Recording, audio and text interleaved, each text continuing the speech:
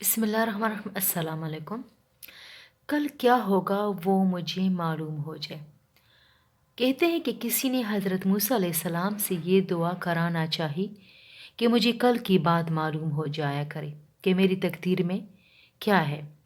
موسیٰ علیہ السلام نے اس کو نصیحت کی کہ اس کو جانے دے، اس خیال میں نہ پڑ۔ اس نے نصیحت نہ مانی اور اصرار کیا کہ انہوں نے دعا کر دی اور وہ قبول ہو گئی۔ چنانچہ اس کو معلوم ہوا کہ کل میرا گھوڑا مر جائے گا۔ اس نے فوراً بازار جا کر وہ بیچ ڈالا اور بہت خوش ہوا۔ پھر معلوم ہوا کہ کل کو میرا غلام مر جائے گا۔ وہ اس کو بھی بیچ آیا اور بہت خوش ہوا۔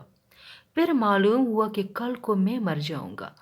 اب بہت پریشان ہوا اور موسیٰ علیہ السلام سے جا کر عرض کیا کہ کیا کروں؟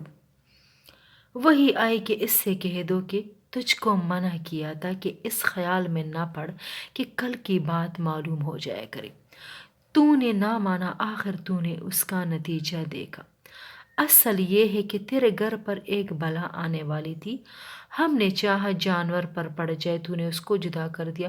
ہم نے چاہا غلام پر پڑ جائے، تو نے اس کو بھی جدا کر دیا۔ اب تو ہی رہ گیا۔